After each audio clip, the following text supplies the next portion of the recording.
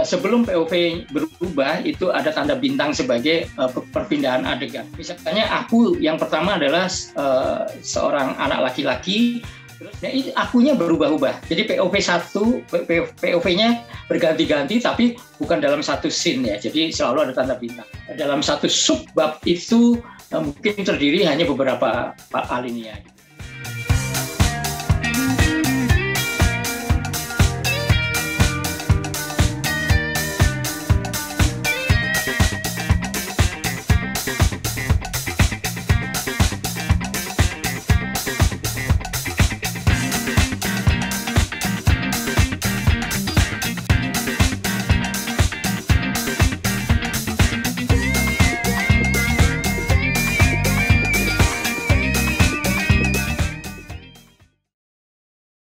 Kita langsung masuk aja nih untuk ke sesi berikutnya bersama Bunda Asmadia. Halo Bunda. Halo, Assalamualaikum. Syara sehat ya? Sehat, Alhamdulillah. Alhamdulillah ya, mudah-mudahan teman-teman yang saat ini mengikuti acara Belajar dari Bintang juga dalam keadaan sehat ya.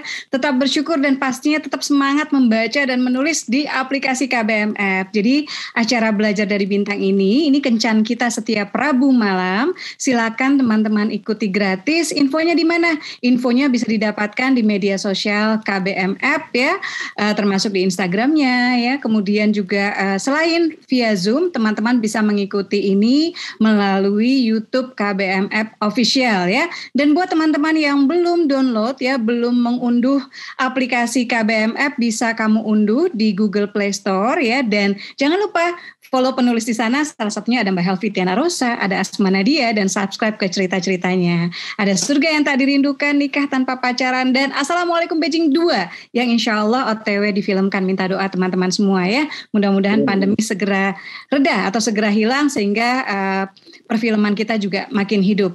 Baik, bersama saya ini akan hadir ya, atau sudah hadirkah Mas Kurnia Effendi? Masih belum, Bun. Masih belum ya? Oke. Oh, ini sudah hadir ya. Baik, Mas Kurnia Effendi ya, Instagramnya @kev_batik ya teman-teman. Nanti boleh ditanyakan kenapa batik, apakah beliau selalu pakai batik ya, atau bagaimana. Beliau adalah penulis cerpen, penulis novel, dan kemudian juga penulis puisi juga ya, penyair juga ya. Buku-bukunya sudah banyak ya, saya kira lebih dari 20 yang sudah diterbitkan. Kemudian juga sudah sering mendapatkan penghargaan ya, karya-karyanya bertebaran ya di Kompas, dari mulai majalah remaja zaman dulu ya, Anita Cemerlang, sampai kemudian media cetak ya saat ini ya, termasuk di Kompas, di yang lain-lain. Jadi buat teman-teman sekalian, sebelumnya kita punya kelas dengan Mas Kurnia Effendi ya, saya kira bisa dicek di YouTube KBM App Official ya. Kita pernah bikin bengkel novel ya bersama beliau, dan malam ini kita akan bahas bengkel cerpen. Mas Kurnia Effendi sudah hadirkah? Assalamualaikum Mas. Masih belum? Gimana Sheila? Atau masih senyap? Sudah join, Bun. Sudah join, cuma masih senyap ya, Mas Kurnia Effendi. Halo Mas, Assalamualaikum. Waalaikumsalam. Alhamdulillah, udah nyambung. Mas Asma, gimana kabarnya? Sehat ya Mas ya? Terima kasih sekali lagi berkenan. Mudah-mudahan nggak kapok ya, dan masih insya Allah siap siaga untuk berbagi terus ya, menjadi guru bagi teman-teman di acara Belajar dari Bintang ini ya. Mas Kurnia kayaknya tambah seger nih, kayaknya tambah muda 10 tahun ya. Mas, salah nggak kalau Asma merasa bahwa Asma Nadia ini? Nah iya, Mas, Asma merasa seperti ini nggak tahu, salah nggak? Perlu diluruskan nggak? Tapi menurut Asma dari perjalanan dan proses ya, Asma apalah ya dibandingkan Mas Kurnia. Kalau secara waktu, secara lain-lain ya masih kalah jauh, masih banyak yang harus belajar ya, harus dikejar. Tapi Asma menyimpulkan bahwa kemampuan menulis cerpen, menurut Asma loh ya, adalah dasar atau fondasi dari kemampuan menulis nyaris apapun menurut Asma. Jadi intinya gini, kalau kamu sudah bisa nulis cerpen yang baik, insya Allah lebih mudah untuk menulis novel, lebih mudah untuk menulis artikel, lebih mudah untuk menulis buku non-fiksi. By the way, ini sebentar lagi PO, Mas Kev, numpang lewat promo dulu nih ya. Ini Jangan Jadi Muslimah Nyebelin, tapi edisi terbaru insya Allah diterbitkan Republika, dan ada revisinya. Jadi bagaimana jangan jadi muslimah nyebelin di era pandemi, ya termasuk di media sosial. Benar nggak Mas? Tapi Asma merasa Asma terbantu banget gitu loh dari kemampuan menulis cerpen, dan Asma juga mengawali dari cerpen. Gimana menurut Mas Kurnia Effendi? Jadi begini, saya pernah ikut kelas skenario, penulisan skenario di tempatnya Mas Najib Kartapati. Beliau bilang begini, mestinya Kev ini akan lebih cepat memahami skenario karena apa? Karena sudah biasa menulis cerpen. Nah, jadi menurut saya setuju dengan apa kata Asma. Dengan kita menulis cerpen itu paling tidak kita sudah bisa merepresentasikan gagasan atau kehidupan nyata, atau mungkin kalau misalnya kita mau ngomong tentang cerita surrealisme, ya mungkin sesuatu yang bisa dijabarkan, ya, bisa dijabarkan dengan kalimat yang tertib, dengan ini sehingga pesan yang ada di kepala sang penulis itu sampai kepada pembaca. Nah dari situ kemudian bisa menulis novel, bisa bahkan menulis artikel, bisa menulis esai, ya begitu saya kira. Iya, termasuk karena non-fiksi juga kadang-kadang kita butuh ilustrasi-ilustrasi gitu yang kita bisa pakai penokohan ya, sedikit background terkait kalau teman-teman sudah biasa mengolah tokoh gitu ya, mengolah karakter dengan baik di cerpen, insya Allah juga bisa di insya Allah juga bisa di yang lain-lainnya, jenis tulisan yang lain. Silakan waktu dan tempat ya, saya persilakan nih, pada tempatnya di sana juga ya Mas Kev ya. Silakan Mas Kurnia Effendi untuk membimbing kita semua. Dan buat teman-teman semua, saya minta tolong 2 hal. Yang pertama, sebetulnya kecuali misalnya Bunda yang lagi menyusui atau apa, sebetulnya adab belajar itu adalah membuka kameranya. Sebagaimana anggap kita berada dalam kelas ya, kita murid-murid semua ya Mas Kev, insya Allah siap membimbing kita. Kemudian yang kedua adalah saya minta bantuan.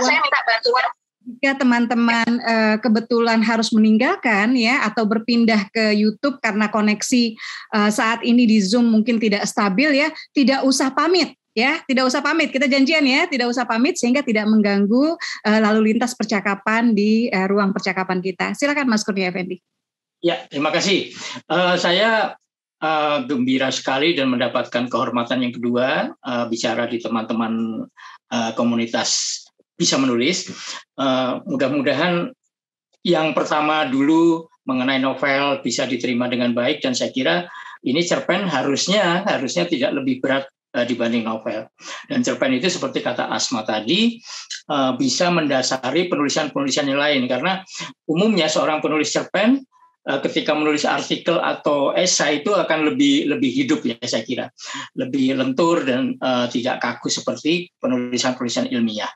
Nah di malam ini saya juga menyiapkan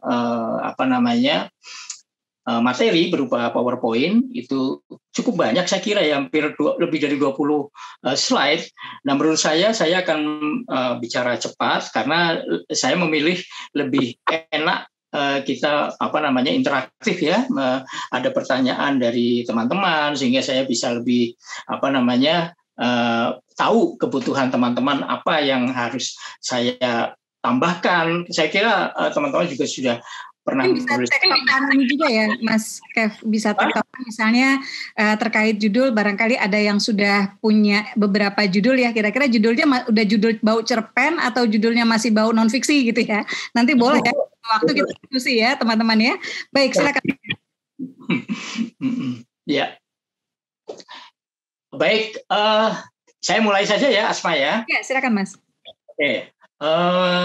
Untuk slide pertama, saya mengatakan bahwa saya percaya teman-teman ini sudah mengikuti daring ini, pasti pernah membaca, menulis, mengirim ke media massa. kemudian ikut antologi bersama, ikut lomba cerpen, sebagian berhasil, sebagian gagal. Itu saya pikir manusiawi saja, karena saya pun mengalami hal itu. Asma mungkin juga mengalami hal itu. Kemudian slide berikutnya, bahwa cerita pendek adalah salah satu subgenre. Jadi kalau kita ngomong sastra itu memiliki 3 genre. Pertama adalah puisi, ya, itu ibu dari segala, ibu dari sastra. Kemudian prosa itu nanti ada cerpen, ada novel, ada roman, ya. Kemudian yang satu lagi adalah skrip drama, ya, skrip drama. Nah, prosa atau dalam hal ini adalah cerpen, itu umumnya berkisar antara, kalau kita hitungannya di dalam media massa itu ada yang ngomong 500 sampai 3.000 kata, terutama kalau kita ngomong kata ini biasanya untuk ukuran-ukuran di dalam media sosial seperti Facebook atau blog, ya. Kemudian ada hitungan dengan 4.500 sampai 12.000 karakter. Di Kompas boleh 10.000 karakter sebenarnya, tapi kalau di koran Tempo itu bisa sampai 12 sampai 14.000 karakter. Kemudian kalau menghitung halaman adalah 2 halaman untuk cerita mini, ya, dan 8 halaman untuk cerpen yang lazim, yang normal. Nah, mengapa harus pendek? Itu sering kita menyebutnya bahwa cerpen itu adalah habis dibaca dalam sekali duduk, ya. Artinya kalau kita membaca cerpen itu tidak perlu lama-lama, kita kopinya habis pas cerpennya habis, atau kita menunggu bus di halte, busnya datang, cerpen sudah selesai di koran yang kita baca. Berikutnya tentang isi dan bentuk. Ini supaya paham dulu bahwa setiap karya sastra pasti ada isi dan bentuk. Novel juga ada isi dan bentuk, bahkan puisi juga ada isi dan bentuk. Nah, isinya merupakan ide, gagasan yang dikembangkan menjadi cerita, ya pasti, ya. Nah, dari isinya dibedakan aliran atau jenisnya. Nah, kemudian bentuknya itu berbeda dengan puisi. Kalau puisi itu berupa baris-baris, kemudian dalam bentuk baris dikumpulkan menjadi bait, meskipun ada puisi yang prosaik, ya, seperti prosa. Nah, cerpen terdiri atas kalimat, ya, kalimat mau sempurna atau SPOK, ya, itu kalimat-kalimat itu membangun alinea. Dari alinea demi alinea membangun sebuah bangunan dari cerpen itu. Nah, dalam cerpen ada narasi dan dialog. Ada yang komposisinya bisa macam-macam, artinya tidak dibatasi apakah harus banyak dialog atau harus banyak narasi, itu bebas sesuai dengan keinginan kita, sesuai dengan kebutuhan dari cerita itu. Nah, ada yang dialog semua, ya, misalnya Reda Gaudiamo itu sering menulis cerpen dialog semua, tapi dialog itu nanti harus bisa bercerita. Kemudian ada yang narasi semua, jadi ceritanya itu naratif, itu umumnya banyak mengandung perenungan-perenungan, tokohnya mungkin tidak banyak sehingga memang terbatas itunya, dialognya. Mengenai unsur-unsur cerpen hampir sama dengan unsur-unsur novel, yaitu ada tema, ya, kemudian plot dan alur, kemudian tokoh dan karakter, ya. Kalau di dalam drama atau teater disebut karakter, kalau di dalam cerpen itu tokoh yang memiliki karakter. Terus kemudian ada latar, ya, latar itu ada waktu, latar tempat, kemudian konflik. Konflik ini yang membuat sebuah cerpen itu ada dramatisasi, ada melibatkan emosi pembaca. Nah, kemudian teknik ini sebenarnya macam-macam, ada saya gabungkan menjadi teknik itu karena di sana ada pemilihan sudut pandang bercerita, kemudian ada juga teknik kilas balik, kemudian ada gaya tutur, ya, gaya ungkap yang masing-masing penulis biasanya memiliki ciri khas jadi berbeda. Berikutnya soal tema. Nah, sekarang kita coba satu persatu menggali. Tema itu pesan utama yang disampaikan penulis kepada pembaca. Tema bisa diperinci menjadi subtema. Contoh saja, ya, kita suka misalnya dalam di media massa atau lomba atau dalam festival itu suka ada tema yang ditentukan. Misalnya temanya cinta, persahabatan, petualangan, pendidikan. Ini sebenarnya terlalu luas. Tema yang besaran dari tema. Nah, dari tema cinta, contoh saja dari tema cinta ini dapat dibagi menjadi misalnya soal kesetiaan, itu kan dalam cinta ada. Kemudian patah hati, ada yang khusus tema tentang nostalgia, tapi cinta ya. Kemudian ada cinta antara orang tua dengan anak. Kemudian ada cinta kita terhadap hewan. Misalnya kita mau ngomong lingkungan hidup kan ada cinta terhadap alam lingkungan misalnya. Nah, jadi banyak sekali. Persahabatan juga seperti itu. Petualangan juga bisa petualangan di hutan, petualangan di negara lain, misalnya petualangan ke gunung ya, macam-macam. Berikutnya adalah plot dan alur. Plot dan alur ini, jadi plot itu dialirkan oleh alur sehingga menjadi cerita. Plot demi plot itu dihubungkan oleh alur sehingga mau maju, mau mundur, mau zigzag dan sebagainya itu alur yang membuat yang menentukan adalah pengarang. Bagaimana supaya cerita ini menjadi menarik? Apakah dibuat di depan hari ini kita bercerita tentang sesuatu yang sangat menarik, tapi sebenarnya apa yang terjadi hari ini adalah peristiwa yang disusun oleh masa lalu misalnya gitu. Nah, plot dialirkan oleh alur menjadi susunan cerita. Bagi yang kesulitan menulis langsung dari gagasan, nah ini kan kadang-kadang untuk yang baru mulai menulis perlu, kenapa saya tidak fokus ke sana kemari? Nah, umumnya perlu membuat sinopsis misalnya ya, atau outline, atau premis, atau apapun yang membuat kita akan fokus terhadap apa yang mau kita ceritakan. Nah, tapi ada juga yang sudah terbiasa dengan saya menulis nggak usah pakai konsep, nggak usah pakai sesuatu yang justru malah mikirnya lebih susah kalau membuat sinopsis dulu. Nggak apa-apa, itu proses kreatif masing-masing saya kira ya. Kemudian tokoh dan karakter ini penting sekali karena hampir tidak mungkin cerpen tanpa tokoh. Meskipun tidak selalu tokohnya bisa hewan misalnya, terus tokohnya bisa benda-benda ya, kan ada yang surrealisme, misalnya meja bukan bisa bicara tapi artinya bahwa akunya adalah meja misalnya. Nah, kalau kita ingat pernah membaca Tanah Tabu, itu tapi novel ya. Tanah Tabu karya Aninita Thaif itu tokoh utamanya ada 3. Satu adalah anak 7 tahun, yang satu adalah anjing, yang ketiga itu babi. Jadi seekor babi. Nah, bagaimana bisa mengolah 3 tokoh yang tidak bisa saling bicara ya, karena bahasa anjing berbeda dengan bahasa babi dan pasti akan berbeda dengan bahasa manusia. Tapi Anin ini sangat berhasil sehingga karyanya itu dulu memenangi lomba novel DKJ.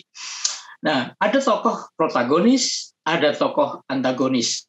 Tokoh memiliki karakter masing-masing supaya tidak stereotip. Kemudian untuk kadang-kadang seseorang yang kebingungan ya, saya kok nggak bisa menciptakan tokoh dengan karakter tertentu. Nah, misalnya begitu ya. Itu kita bisa meminjam dari teman-teman kita sekitar kita ya. Misalnya mungkin kita punya tetangga yang nyinyir, kita punya tetangga yang pendiam, kita punya teman kantor yang periang, kita punya teman komunitas yang brilian, dia ide-idenya selalu menarik misalnya begitu. Pinjam aja dari situ, bisa dikombinasikan, bisa juga kita menambah-nambahi sehingga sesuai dengan kebutuhan cerita. Karena begini, tokoh satu dengan tokoh yang lain itu yang kemudian ya di dalam slide berikutnya itu akan nanti akan menimbulkan konflik. Nah, sebelum sampai konflik kita bicara tentang latar atau setting. Latar ada 2 juga, latar waktu dan latar tempat ya. Keduanya boleh secara spesifik kita sebutkan, terutama kalau kita menulis tentang cerpen sejarah. Misalnya Iksaka Banu itu kalau menulis cerpen itu selalu menggunakan latar waktu yang spesifik dan akurat. Kenapa? Karena dia bicara tentang sejarah, tentang kolonialisme terutama. Jadi ada kenyataan-kenyataan yang harus menjadi latar dari fiksinya. Nah, tidak usah jauh-jauh, misalnya kita akan bicara tentang peristiwa 98, kita harus persis ya, tidak mungkin kita akan ngomong bahwa peristiwanya itu terjadi bulan Juni, padahal nyata-nyata itu bulan Mei misalnya. Atau kita menyebut bahwa peristiwanya itu terjadi di Boyolali, padahal di Jakarta, mungkin di Solo, ada juga di Medan, ada dan di beberapa tempat yang lain. Nah, bukan berarti harus menyebutkan secara maksudnya begini, seorang penulis apakah harus terikat dengan latar waktu dan latar tempat? Tidak juga, karena kita bisa menciptakan sebuah tempat yang mungkin fiktif ya, atau waktunya yang futuristik, misalnya waktu masa depan. Indonesia tahun 2045, tentu saja bukan sembarangan menulis ya, kita harus berpedoman pada kemajuan-kemajuan yang mendasari sehingga perkiraan kita di tahun 2045 itu seperti apa misalnya. Jadi pengarang itu udahlah seperti Tuhan, seperti sutradara, seperti dalang itu ya, kita bebas menentukan hal itu. Latar dan setting boleh spesifik, boleh tidak spesifik, tergantung dari ceritanya. Kita mau cerita tentang modernitas, sesuatu yang umum saja, itu bisa terjadi di Surabaya, di Jakarta, maupun di New York, itu tidak ada masalah gitu ya. Karena apa yang dipentingkan adalah mungkin isi dari ceritanya atau konflik-konfliknya, bukan mengenai kesejarahan atau waktu tertentu yang memang harus sesuai dengan kenyataan. Nah, itu tadi konflik ya. Berikutnya adalah pertemuan antar tokoh dan keadaan. Jadi misalnya begini, kalau tokoh dan keadaan, seseorang yang berjanji dengan orang lain atau dia mau bertemu dengan kekasihnya atau mau mengunjungi orang tuanya, begitu mau berangkat hujan dan hujannya itu mengerikan lah, artinya yang tidak sekedar kita menggunakan payung selesai, persoalannya adalah hujannya malah mungkin akan membuat problem di jalan, misalnya banjir gitu kan. Nah, itu konflik antara seorang tokoh dengan kondisi atau keadaan. Nah, dua orang yang bertemu, berbeda keinginan, berbeda pendapat, itu juga bisa menimbulkan konflik. Makanya pentingnya konflik ini untuk sebuah cerpen itu adalah sisi yang membuat pembaca itu mungkin penasaran, geram, bahkan gemes gitu ya, ikut membela salah satu, misalnya membela salah satu tokoh yang menurut dia benar, bahwa tokoh yang antagonis itulah yang salah. Tapi ingat ya bahwa tokoh antagonis itu bukan berarti jahat ya. Nanti kalau misalnya ada pertanyaan mengenai itu, saya akan menjelaskan. Nah, konflik buat cerpen adalah sesuatu yang menurut saya wajib, karena contohnya misalnya kalau saya mengingat cerpen Asma Nadia yang menjadi film Mak Ingin Naik Haji, itu kan ada konflik ya, ada konflik bagaimana seorang yang ingin naik haji tapi tidak mampu, bagaimana seorang yang berurusan dengan mobil yang menabrak, malah itu dibuat konflik atau peristiwa dramatisasinya itu di awal dari cerita itu. Baik, nah setelah konflik kita ngomong teknik. Nah, teknik ini tadi gabungan dari berbagai hal yang menjadi unsur dari cerpen. Teknik bertutur, ada yang bertutur dengan sudut pandang POV 1, aku. Nah, apa yang harus menjadi syarat dari cerpen dengan tokohnya aku? Tentu saja dia punya keterbatasan. Akunya bisa dieksplorasi sedemikian rupa sehingga soal batin, pikiran, dan apapun ya, perenungan-perenungannya itu bisa kita eksplorasi. Tetapi dia tidak bisa menebak isi hati orang lain, tidak bisa melihat sesuatu yang di luar dirinya, ya. Nah, itu keterbatasannya, kecuali dengan percakapan. Contohnya begini, kalau kita berada di satu ruangan, kemudian katakanlah ruang tunggu dokter, kita tahulah di dalam ruang tunggu dokter itu ada yang sakit, ada yang mengantarkan, misalnya begitu. Tapi kita tidak tahu sakitnya apa, cuma kelihatannya misalnya pucat. Nah, begitu kita bertanya, Ibu sakit apa gitu? Saya misalnya asam lambung gitu ya. Saya terkena asam lambung sehingga ini rasanya aduh perut nggak enak dan sebagainya. Nah, baru ketahuan kan bahwa si aku bisa tahu apa yang terjadi dengan teman bicaranya. Terus kemudian yang mengantar ini kelihatannya gelisah, kan bisa ditanya, kenapa Bapak tampaknya gelisah? Iya, saya seorang guru, saya kebetulan ini sebentar lagi 1 jam lagi saya harus mengajar, misalnya kan. Nah sementara ini dokter ini saya sebenarnya sudah menunggu dari 3 jam yang lalu, tapi aduh ini jadi bingung gitu. Nah misalnya gitu. Jadi akhirnya tahu bahwa yang diajak bicara itu adalah seorang guru.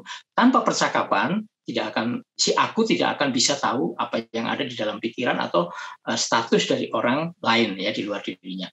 Paling enak memang pakai POV3 ya. Kalau POV3 kan setiap orang sebagai dia, dan pengarang itu bebas menceritakan si A, si B, si C, sesuatu yang ada di luar ruangan, sesuatu yang ada di kota lain itu bisa diceritakan dengan detail. Nah, kemudian ada satu POV lagi yaitu dengan menokohkan orang kedua. Nah ini agak susah, tetapi kita tahu ada yang sudah pakar ya mengenai ini, itu namanya Muna Masyari. Muna Masyari baru saja menerima penghargaan Badan Bahasa tahun ini, kumpulan cerpennya judulnya Rokatase. Dan dia, Muna Masyari ini selalu membawa kearifan lokal Madura.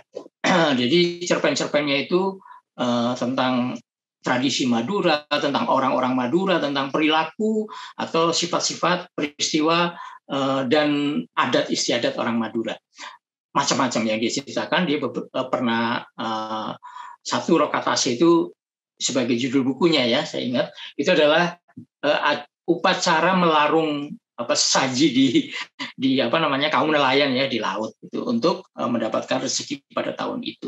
Sebenarnya ini kan kebudayaan yang mungkin hampir punah tetapi diangkat kembali oleh Muna Masyari, dan itu selalu menggunakan POV 2. Jadi tokohnya adalah kamu, tokohnya bukan dia, bukan aku, tapi tokoh utamanya adalah kamu, orang kedua. Begitu. Soal teknik ini bisa dengan cara linear ya. Ada cerita yang bagus dibuat secara linear seperti roman, ada juga cerita yang bagusnya dibuat kilas balik. Jadi kejadian apa yang hari ini terjadi itu sesuatu yang harus bisa memikat pembaca, baru kemudian cerita latar belakang dari peristiwa itu. Ada juga yang membuat satu dan lain pengarang itu berbeda adalah majas. Majas itu metafora, gaya bahasa. Tolong kalau teman-teman nanti menulis itu gaya bahasa atau asosiasi, metafora dan sebagainya itu usahakan jangan yang sudah banyak dipakai orang. Jadi Benny Arnas itu ya penulis yang produktif dan tahun-tahun terakhir juga memenangi beberapa kompetisi, itu selalu memikirkan yang supaya perumpamaan itu jangan kalau misalnya malu seperti kepiting rebus gitu ya, tapi berbedalah gitu, misalnya bagaimana membayangkan terik matahari, membayangkan senja, tapi dengan bahasa-bahasa yang berbeda, yang mungkin khas terhadap daerah tertentu, itu akan lebih menarik menurut saya. Oke, berikutnya ya saya mau ngomong ya setelah unsur-unsur cerpen tadi saya sampaikan, mengapa KBM menyebut sesi ini sebagai bengkel cerpen. Kayak bengkel mobil aja ya, tepat sekali. Jadi perbincangan kali ini lebih banyak membahas mengenai reparasi cerpen. Jadi maksud saya begini, bukan mungkin saja, tapi saya sudah yakin bahwa teman-teman di KBM, di luar KBM juga yang ikut tune in di acara ini pasti sudah tahu apa yang dimaksud cerpen, bahkan mungkin pelaku ya sudah pernah menulis cerpen, membaca cerpen seperti saya sampaikan di depan, mungkin pernah ikut lomba dan ikut nubar, tulis bareng untuk kemudian menjadi antologi cerpen. Artinya apa? Pengalaman menulis cerpen mungkin bukanlah yang pertama kali, tetapi mengapa merasa bahwa cerpen saya kok masih begini-begini saja, cerpen saya kok kurang menarik dibanding cerpen orang lain, cerpen saya kok kalah dalam lomba, cerpen saya kok dalam kuratorial sebuah festival kok tidak masuk dalam sebuah antologi seperti itu. Nah, nanti mungkin saya tidak tahu persis kebutuhan teman-teman, bisa ditanyakan. Tapi paling tidak mari kita mulai melakukan hal-hal yang membuat cerpen Anda, cerpen kalian itu akan lebih meyakinkan sebagai sebuah cerpen yang enak dibaca, sebuah cerpen yang unggul dibanding yang lainnya, sebuah cerpen yang pantas untuk mendapatkan tempat di dalam sebuah buku, cerpen yang mungkin layak menjadi urutan juara dalam lomba. Pertama mungkin riset kecil-kecilan, ya namanya cerpen itu risetnya mungkin tidak perlu mendalam, tetapi bahwa riset itu penting, iya, riset itu penting. Jadi tidak hanya novel ya yang memerlukan riset, tapi cerpen. Katakanlah misalnya begini, mengapa ini cerita tentang soal harga diri di Bugis atau di Makassar ya, yang Makassar kan banyak orang Bugis di sana. Ketika dia ketika ada konflik antara lelaki dan lelaki ya yang lain, katakanlah masalah jodoh dan sebagainya, atau sesuatu yang menghina keluarga dan itu mereka menyelesaikannya dengan cara siri kalau tidak salah. Kalau di Madura namanya carok. Ya, memang ini jangan pada terbalik dengan nikah siri ya, beda ya. Hati-hati dengan siri. Hati-hati dengan siri. Dua-duanya boleh hati-hati sih Mas. Dua-duanya boleh hati-hati kita. Iya, makanya hati-hati dengan siri. Nah, seperti itu. Atau misalnya kenapa di Gunung Kawi misalnya, Gunung Kawi di masa modern ini masih ada orang yang berziarah ke sana, berziarah dalam tanda petik ya, karena sebenarnya minta pesugihan, minta syarat-syarat tertentu untuk menjadi kaya ya dengan syarat ini. Nah, padahal sudah ada agama, sudah ada realitas atau logika-logika rasio-rasio yang mestinya sudah tidak percaya dengan hal itu, tapi kenyataannya masih ada.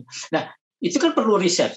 Nah, riset itu bisa ditempuh dengan 3 cara. Saya berkali-kali bicara bahwa ada 3 cara. Pertama yang paling sederhana adalah studi pustaka. Jangan salah soal studi pustaka, wah kok kayaknya sepele banget, tidak. Karena apa? Ketika Pramoedya Anantatur di menjalani hukuman di Pulau Buru, dia menghasilkan 4 karya besar yang disebut tetralogi Pulau Buru. Ya, mulai dari Bumi Manusia, kemudian ada Rumah Kaca, ada itu bukunya tebal-tebal. Dia menulis dari penjara, seperti juga Karmay yang menulis tidak pernah berkunjung ke suku-suku Indian di Amerika, tetapi dia bisa menulis tentang Old Shatterhand dan Winnetou. Ya, nah. Pram itu luar biasanya belajar dari clipping, dari koran-koran yang dia baca setiap hari. Kemudian dia tentu saja karena pengarang ya, punya imajinasi yang lebih kuat dibanding orang-orang biasa. Studi pustaka yang sekarang itu memudahkan sekali, karena begitu kita googling, buku apapun bisa muncul dari sana. Kita juga bisa baca e-book, kita bisa pinjam ke perpustakaan, kita bisa membeli di toko buku-buku yang berkaitan dengan apa yang akan kita tulis. Cerpen loh ya, cuma cerpen, tetapi penting itu karena beberapa orang yang serius menulis cerpen itu tidak ingin keliru menuliskan data, tidak ingin keliru menafsirkan sesuatu yang contoh yang paling sederhana. Saya pernah ada contoh waktu itu saya bicara bersama dengan Katyusha, mungkin bukan zaman Anda ya. Katyusha ini angkatan 80, tapi dia menulis untuk majalah Hai. Dia pernah ngomong begini, jangan dong kita misalnya menyebutkan di bulan April gitu, kita melihat jalan-jalan dengan pohon flamboyan yang bermekaran ya, bunga-bunga flamboyan bermekaran. Flamboyan tidak berbunga di bulan April, Mei, kecuali sakura ya, sakura di bulan April. Tapi flamboyan itu di bulan mulai paling awal itu September, Oktober, paling banyak adalah November. Bulan sekarang ini kalau teman-teman jalan-jalan di bawah pohon flamboyan itu akan melihat bunga-bunga flamboyan. Atau mengatakan bahwa misalnya apa ya, soal angin ya, angin darat itu berembus dari darat ke laut itu malam hari. Makanya nelayan berangkatnya biasanya habis isya ya, malam itu habis azan isya itu mulai melaut. Pulangnya kapan? Siang hari ketika angin dari laut berembus ke darat. Itu hal-hal yang sederhana. Sekarang memang musim tidak bisa setia seperti dulu, misalnya antara September sampai bulan Februari itu musim hujan, sekarang sudah nggak jelas lagi. Kemudian yang kedua adalah mewawancarai narasumber. Misalnya saya mau menceritakan tentang tokoh yang aktif di Forum Lingkar Pena. Siapa yang saya wawancara? Kalau bukan Asma Nadia, Hervitiana Rosa. Artinya apa? Wawancarailah orang narasumber yang tepat.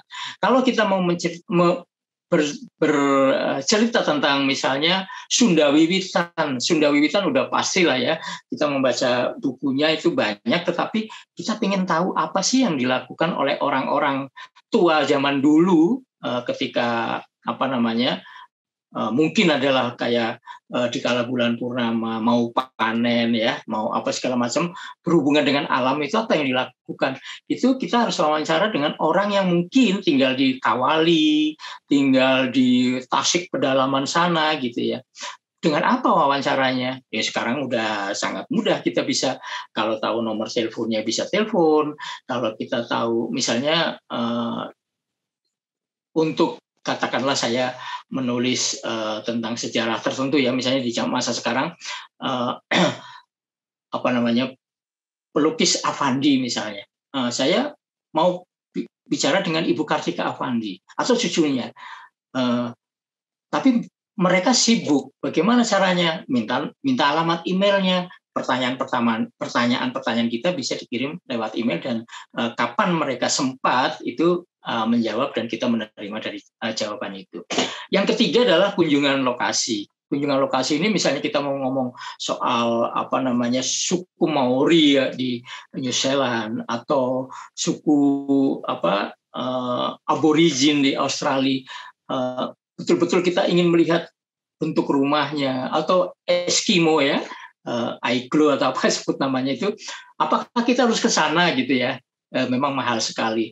Mau tidak mau memang soal kunjungan lokasi ini menjadi alternatif terakhir. Kalau memang betul-betul cerpen kita ini cerpen yang mau diharapkan masterpiece atau paling tidak kebanggaan kita sendiri. Ketika saya ke Belanda tahun 2017 untuk riset mengenai novel tentang Raden Saleh yang sudah terbit tahun 2020, itu bukan hanya itu yang saya lakukan, bukan hanya untuk novel Raden Saleh, tetapi saya juga menulis puisi di sana. Kemudian saya juga mengambil berbagai pengalaman atau ketemu dengan orang dan memotret. Selain ketemu dengan orang bertanya ya bagaimana menempuh doktoral di Leiden dan sebagainya, tapi saya juga memotret situasi-situasi yang ada di sana. Mumpung saya ke sana, ceritanya belum ada, tapi semua data kunjungan lokasi itu saya simpan, saya dokumentasikan. Jadi sekarang saya paling tidak sudah punya antara 6 atau 7 cerpen yang berlatar Eropa, maksudnya khususnya Belanda, karena ada yang berlatar Paris atau Belgia, dan mungkin suatu saat ada yang berlatar Jerman dan Istanbul ya. Nah, maksud saya tidak menyia-nyiakan waktu 2 bulan berada di sana untuk merekam semua yang sebenarnya itu kan menjadi cara riset yang ketiga, yaitu kunjungan lokasi. Saya masuk ke museum kota Den Haag ya, di Den Haag. Saya masuk ke Rijksmuseum di Amsterdam. Saya mengunjungi Rotterdam, kemudian melihat langsung gereja yang pernah dibom Jerman. Saya melihat studionya Piet Mondrian. Saya jalan-jalan di Hoogstraat di di Den Haag itu hanya ingin membayangkan bagaimana dulu Raden Saleh belajar melukis di Kruseman misalnya. Ya, terus mungkin ada di Rotterdam ya, di Utrecht itu pabrik kopi yang terkenal di Belanda. Saya harus mencium aroma kopi yang menguar dari pabrik itu, meskipun kata sebagian orang atau sebagian besar penggemar kopi paling enak ya cuma ada 2 ya, Indonesia sama Brasilia. Tapi ya oke. Kunjungan lokasi itu menjadi satu kekayaan atau deposit buat saya, yang seharusnya itu adalah jalan ketiga untuk riset. Oke, berikutnya adalah bagaimana kita membuka cerpen dengan cara memikat. Banyak kegagalan cerpen teman-teman misalnya, yang belum apa-apa sudah berat sekali ya. Kenapa alinea pembuka itu sudah gemuk istilahnya ya, gemuk gitu ya, dengan banyak kalimat, banyak sehingga seperti narasi yang full kalau menurut Nirwan Dewanto, seperti butiran pasir gitu ya, hamparan pasir gitu. Kenapa tidak pendek tapi menarik, seperti misalnya cerpen Saksi Mata karya Seno Gumira Aji Dharma itu, 1 kalimat pembukaannya gitu ya. Saksi mata itu datang tanpa mata. Ya, karena buta maksudnya. Saksi mata itu datang tanpa mata. Cuma 1 kalimat. Nah, itu kan menarik sekali ya. Beberapa sebenarnya contohnya banyak yang bisa saya sampaikan, tapi lebih baik nanti kita penuhi melalui pertanyaan-pertanyaan. Saya ada beberapa istilahnya, bukan metode tapi mungkin kiat untuk membuka cerpen secara memikat. Nah, dengan 6 unsur yang telah saya sampaikan tadi, mulai dari tema, plot, kemudian sampai dengan konflik ya, itu ada beberapa pilihan. Ya, beberapa pilihan paragraf. Pertama, ya, 1, mampu menggambarkan inti cerita yang hendak dituturkan. Misalnya, ini mau menceritakan masa PKI ya, di zaman ketika G30S atau waktu partai-partai itu masih bebas di Indonesia. Itu bisa kalimat pertamanya itu menggambarkan itu. Jadi, ini mau bercerita tentang politik, akan bercerita tentang tahun 65, akan bercerita tentang keluarga yang mungkin mendapatkan cap merah gitu ya, misalnya seperti itu. Yang kedua, merupakan dalam tanda petik ledakan bom yang mengalihkan semua perhatian pembaca untuk tahu sebab-sebab bom dalam tanda petik itu meledak. Jadi kalau Putu Wijaya menyebutkannya sebagai teror. Putu Wijaya menulis cerpen-cerpennya itu seolah-olah teror bagi pembaca, karena dimulai dengan sesuatu yang mungkin menakutkan, mengagetkan, atau mengkhawatirkan ya, sesuatu yang nyaris gitu. Nah, itu akan membuat pembaca akan menyelesaikan alinea pertama, berikutnya, karena apa? Biasanya sesuatu yang mencekam di awal itu, kalau kita ingat film-film Hollywood ya, terutama mungkin Mission Impossible atau James Bond atau film perang itu ya, itu film-film action ya, yang film laga itu selalu dimulai dengan misalnya rentetan tembakan atau kejar-kejaran mobil atau orang tiba-tiba tertembak dan jatuh dari puncak gedung misalnya. Nah, itu mencekam. Jadi semua perhatian pembaca itu kita penjara, kita belenggu supaya dia tidak lagi kemana-mana. Nah, begitu alinea pertama itu, kalau ada orang yang secara filosofis ngomong alinea kedua harus lebih baik dari alinea pertama, alinea ketiga harus lebih baik dari itu berat sekali. Tapi intinya bahwa alinea pertama itu harus bisa memukau. Yang ketiga, menunjukkan sesuatu yang unik ya, sesuatu yang unik itu misalnya saya bisa menggambarkan karena pengalaman ya. Ketika saya ke ND, Nusa Tenggara Timur atau Barat itu ya. Nah, itu saya melihat sebuah pantai namanya Pantai Nagapanda, Nagapanda atau Nagapanda, itu batu-batunya. Jadi pantai itu ada ya. Kalau kita melihat di pantai-pantai banyak yang kita kunjungi itu di Bali, di Pangandaran, di Parangtritis atau di kalau Ancol nggak ada ombak berdebur ya. Misalnya Pelabuhan Ratu, itu kan suara ombak ya, bunyi ombak yang terdengar bur gitu ya. Bahkan di beberapa tempat seperti Tanah Lot itu ombaknya besar sekali. Tapi di pantai yang saya kunjungi di Ende ini, itu bunyinya bunyi benturan batu-batu, krotok. Jadi kalau ombak datang itu bunyinya seperti itu.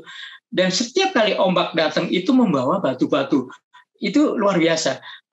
Batu-batu yang kita kenal itu kan datang dari gunung ya. Biasanya kalau saya punya tanah tumpah darah kampung halaman di Slawi, itu dari Tegal 13 kilo ke selatan, itu ada sebuah kali, dulu besar sekali kali itu, ya, Kali Gung namanya, itu sungai yang isinya batu-batu, batu besar, batu kecil pokoknya. Setiap kali banjir, ya setelah banjir, ya selesai banjir, misalnya besoknya gitu, itu batu banyak menghampar, dan kami semua tahu bahwa itu batu itu dari gunung, dibawa oleh mata air itu dari gunung. Jadi sungai itu menjadi tambang batu.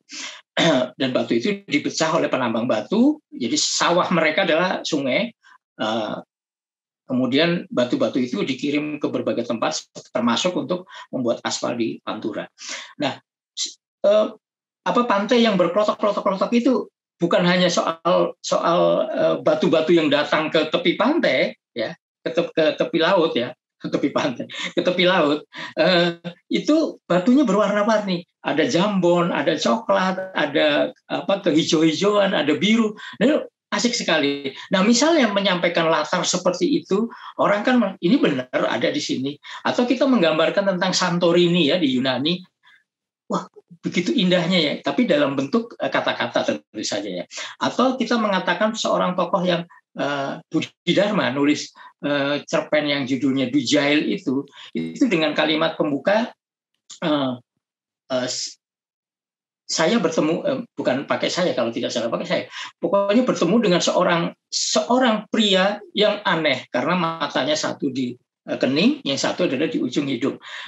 Kemudian pokoknya bentuk wajahnya aneh. Nah, dengan menggambarkan tokoh yang unik itu, paling tidak 50% atau 70% pembaca kepingin tahu siapa sih tokoh ini, gitu ya. Nah, kemudian berikutnya, ya, nomor 4 adalah menggambarkan sesuatu yang sedang hangat dalam topik pembicaraan. Misalnya, sayangnya ini sudah hampir berlalu ya, kita mungkin sudah bosan juga membicarakan tentang corona gitu ya. Misalnya dibuka dengan pagi ini selain mendengar kabar dari musola, dari kabar dari pengeras suara masjid bahwa tetangga sebelah meninggal, yang kemarin saya tengok, juga saya melihat televisi hari ini jumlah pasien COVID meningkat 200% misalnya dibanding kemarin. Atau tentang terorisme, atau tentang misalnya kalau tahun 2014 atau 2019 kemarin tentang politik yang sangat panas. Nah, sayangnya kalau misalnya kita buka alinea dengan sesuatu yang hangat itu memang jadinya tren ya. Begitu situasi itu sudah berlalu mungkin tidak menarik lagi. Nah, yang kelima adalah dibuka dengan dialog ya. Tidak dilarang loh ya membuka dengan dialog. Beberapa cerpen misalnya mungkin dengan hardikan, mungkin dengan bisik-bisik, mungkin dengan sesuatu yang suara katakanlah iblis ya misalnya yang membisikkan bahwa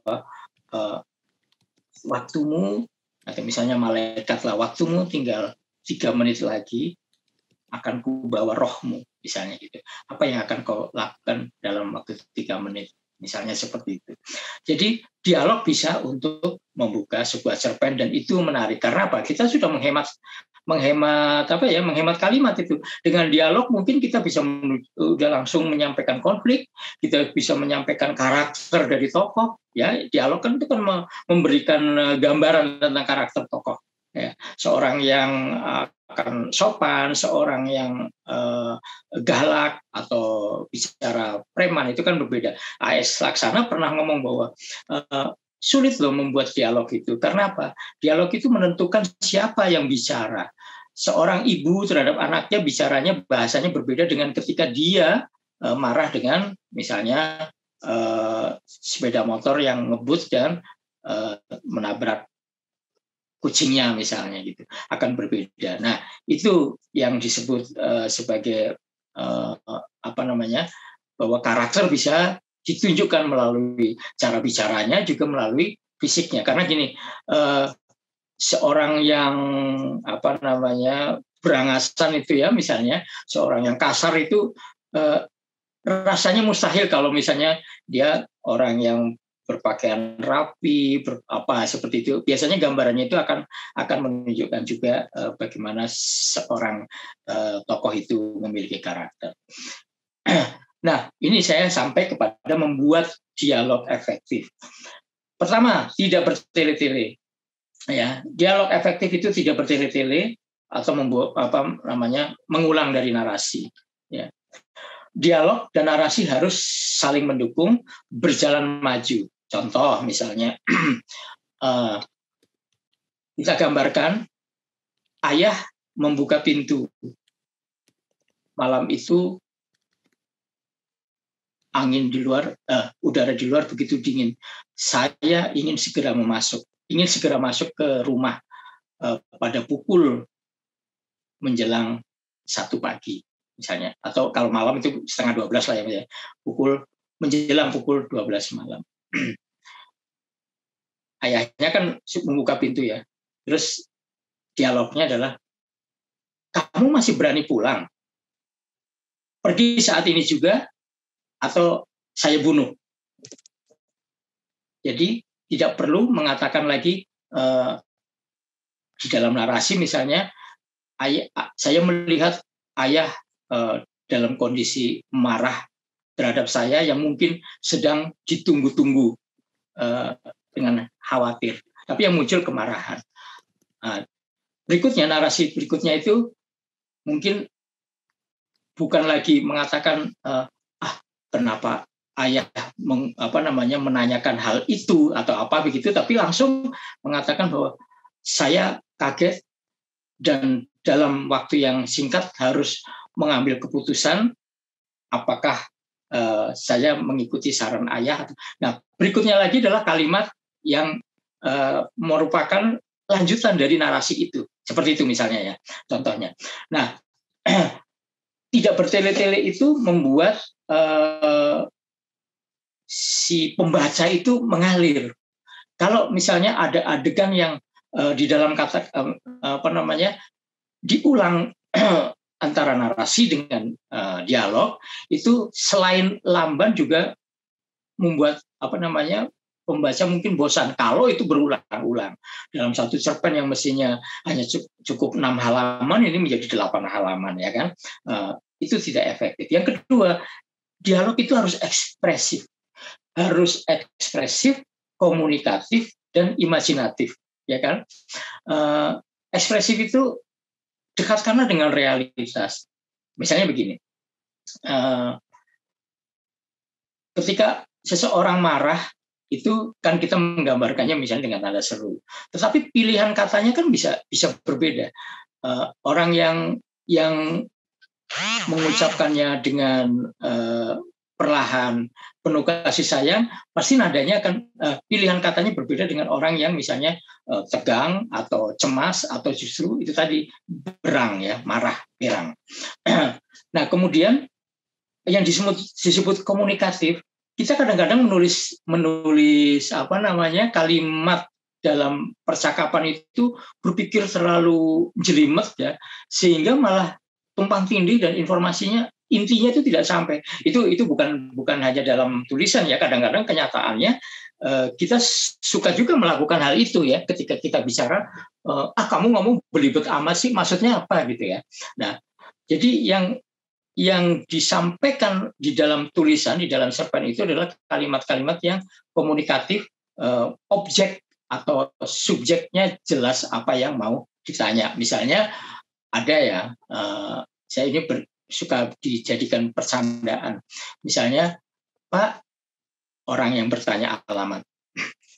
Pak, mohon maaf, apakah Bapak tahu rumah Ibu Sumiati di Jalan Cendana, Gang 10, yang di depannya ada Alfa, dekat dengan masjid? Bertanya sampai sedetil itu. Rasanya di dalam kenyataan itu tidak seperti itu, tapi mungkin akan diutamakan apa yang nama mungkin. Kalau misalnya Ibu Sumiati sangat terkenal, dia seorang perias pengantin, pasti semua orang tahu. Jadi ketika kita bertanya alamat itu, poin yang paling penting ikonik ya, yang paling ikonik itu apa? Apakah nama Ibu Sumiatinya atau nama sanggarnya misalnya, atau ciri-ciri di sebelahnya, misalnya yang sangat terkenal adalah salon apa yang membuat orang atau oh ya di sana misalnya gitu. Nah, kemudian imajinatif itu sesuatu yang begini, jangan kita menganggap atau meremehkan pembaca. Pembaca itu rata-rata pintar karena apa? Karena mereka sudah membaca banyak cerpen. Mereka orang yang membaca cerpen itu otomatis karena dia suka ya, tertarik dengan cerpen, dan itu otomatis kita tahu bahwa mereka sudah biasa membaca cerpen. Jadi janganlah mendikte dengan sesuatu yang mendetil-detilkan sesuatu yang membuat pembaca itu kenapa sih ini mesti diterang-terangin gitu? Saya tahulah maksudnya.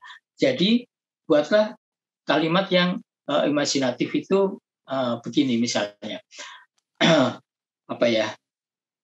Kamu misalnya, kamu tahu orang yang saya maksudkan? Iya. Kepalanya botak, ini. Nah, betul. Saya ingin bertemu dengan dia karena ada satu perkara. Saya bisa duga perkaranya utang piutang kan, misalnya seperti itu. Dialog itu berkembang, tapi nggak usah dijelaskan misalnya si ID ngomongnya sudah lengkap lebih dulu gitu ya. Padahal contoh lainnya adalah begini, misalnya di dalam adegan cerpen itu ada dua orang sedang berbisik-bisik merencanakan sesuatu. Dia mengatakan, Tarno mendekatiku, kemudian dia membisikkan sesuatu. Saya mengangguk. Oke, setuju. Gitu. Tidak perlu dialognya disebutkan di sana. Ya, cukup dia membisikkan sesuatu, kemudian aku mengangguk, setuju. Gitu kan. Nah, misalnya ada tanda bintang. Keesokan harinya, kami melaksanakan apa yang direncanakan kemarin. Kejadiannya adalah ini, saya datang lebih dulu, kemudian Tarno pura-pura naik motor menanyakan alamat misalnya, pada saat itu ini. Nah, seperti itu rencana yang dibisikkan itu tidak disebutkan, tapi rencananya dilakukan. Berbeda dengan misalnya Tarno mendekatiku dan dia mengatakan, Bung, kamu tahu kan dia begitu licin, jadi caranya kamu bertamu dulu ke ke sebelah sambil mengawasi, ke rumah sebelah sambil mengawasi gerak-geriknya.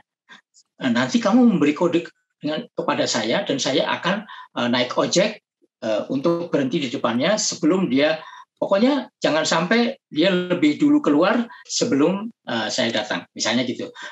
Pokoknya ditahan sampai dia tidak memiliki kesempatan lari dari rumahnya. Nah, kemudian kalimat adegan berikutnya, hal itu tidak terjadi. Jadi ada kegagalan. Dari pagi hujan deras, atau dari itu tiba-tiba Tarnonya, aduh maaf, istri saya sakit, saya harus mengantarkannya, jadi saya tidak bisa mengawasi tetangga saya, misalnya seperti itu.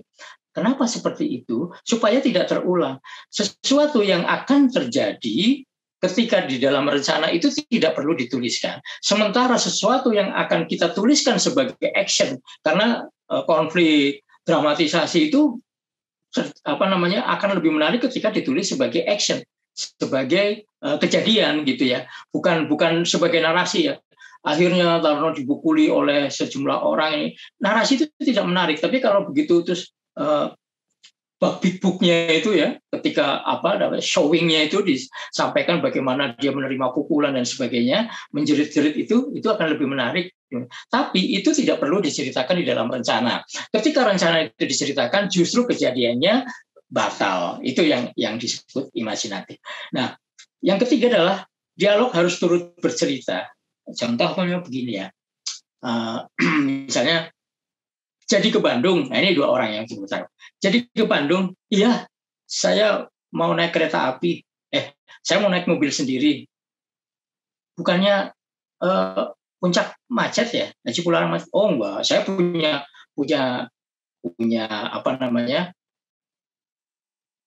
punya jalur khusus yang tidak akan macet lewat ini misalnya. Nah, dari tiga kalimat dari dialog yang TED Talk itu sudah bisa bercerita bahwa pertama, jadi ke Bandung ya, berarti pernah rencana ke Bandung itu disampaikan sebelumnya. Ya, imajinasi kita akan mengatakan gitu. Ketika dia jadi ke Bandung, oh berarti kemarin atau sebelumnya pernah ngomong akan ke Bandung. Iya, saya akan naik mobil sendiri. Mungkin kemarin ngomong mau naik kereta atau naik mobil numpang orang lain. Itulah maksud saya. Jadi dialognya sendiri bisa bercerita.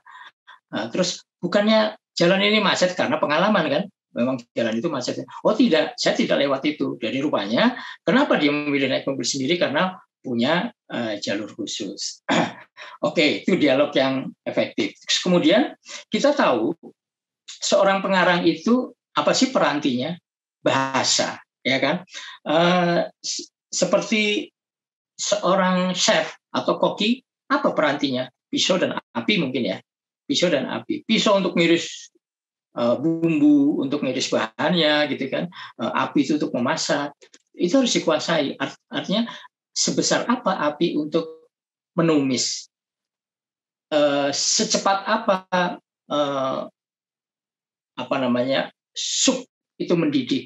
Kenapa harus kentang dulu yang dimasukkan, baru terakhir misalnya seledri ya.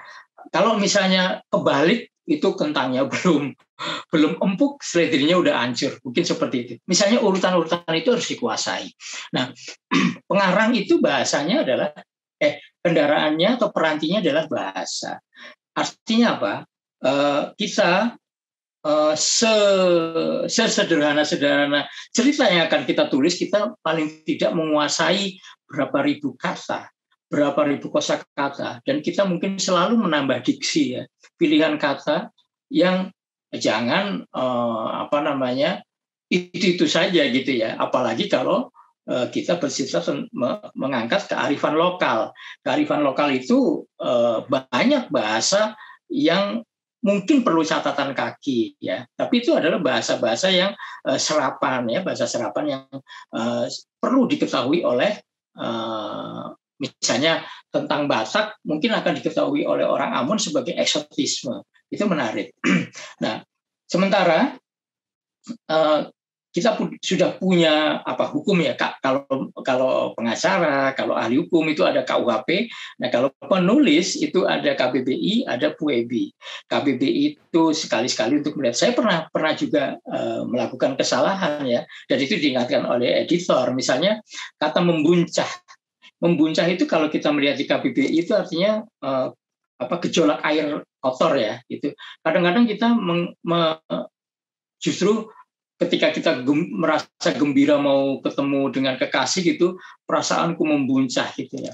Saya pernah diingatkan juga ketika menulis puisi dengan kata amar, yang saya kira awalnya amar itu adalah pengumuman, ternyata adalah peringatan atau satu perintah. Ternyata amar itu perintah. Aba-aba. Jadi bukan pengumuman atau bukan siaran. Nah, itu kira-kira. Jadi Sapardi Djoko Damono pernah ngomong bahwa aku mengira dulu, tapi ini kan udah waktu dia puluhan tahun yang lalu ya, dukana itu apa sih artinya gitu ya? Apakah itu kesedihan atau apa? Ternyata dukana itu lebih cenderung dekat dengan nafsu berahi gitu.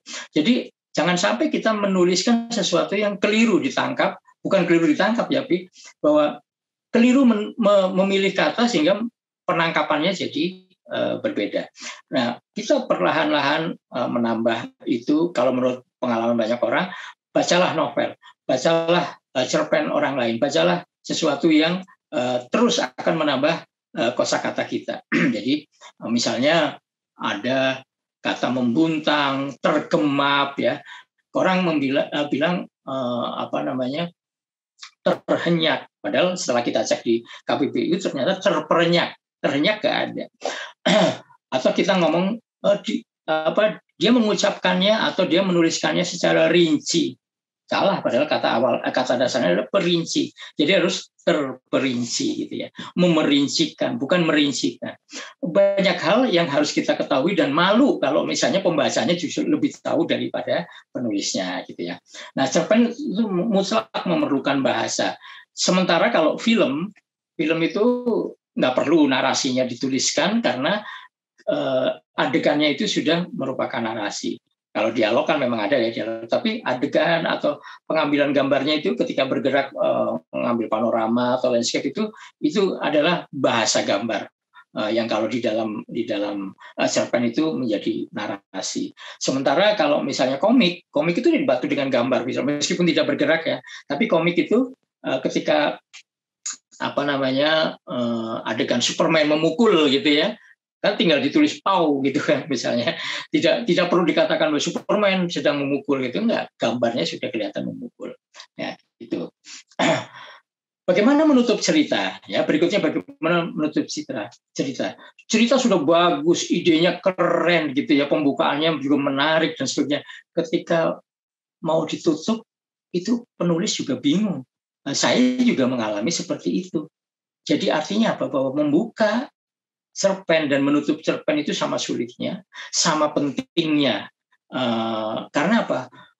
Ketika cerpen dibuka dengan keren, itu adalah cara bagaimana supaya pembaca itu terpikat dan dia fokus membaca, menyelesaikan cerpen kita.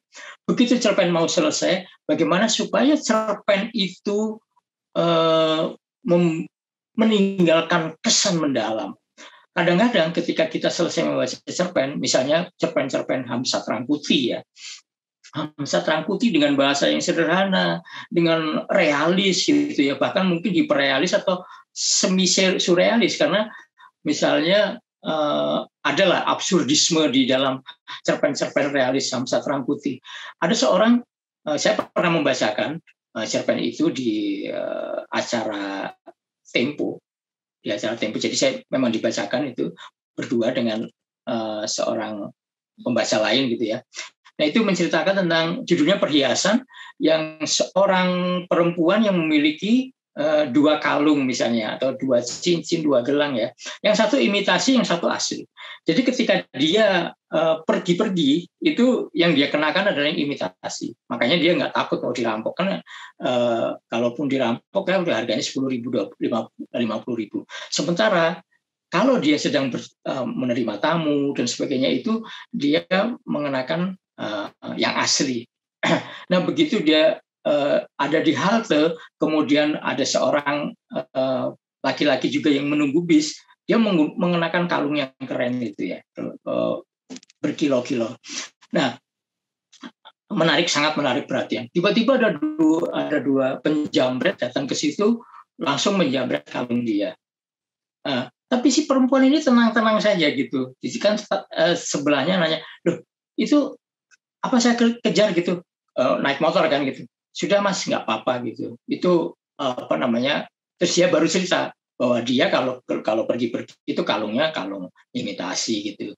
Terus dia baru ingat kemudian setelah ngobrol, dialog itu berjalan sambil menunggu bis, itu dia ingat bahwa semalam itu dia kedatangan tamu, teman suaminya, ngobrolnya sampai tengah malam sehingga saya ngantuk. Begitu dia sengaja berkali-kali keluar, mengeluarkan minuman, berikutnya mengeluarkan camilan gitu, kemudian masuk lagi dan bergabung untuk bicara. Supaya apa? Supaya kalungnya itu yang keren itu, kalung yang bermata berlian itu dilihat oleh tamunya. Kan karena membutuhkan dipuji gitu. Oh, kalungnya bagus gitu kan. Nah, karena tamunya itu tamu akrab ya, tamu akrab suaminya, udah lama tidak ketemu, ngobrolnya sampai malam, dia sampai ketiduran. Nah, rupanya ketika dia pergi ini lupa mengganti kalungnya menjadi kalung yang imitasi. Nah, akhir ceritanya adalah dia nangis menyadari hal itu, sementara si ininya mungkin nyonya ingat bahwa tadi pagi mengganti, tidak, ini kalung yang tadi malam saya pakai gitu, yang kalung asli gitu. Pokoknya penutupannya keren banget.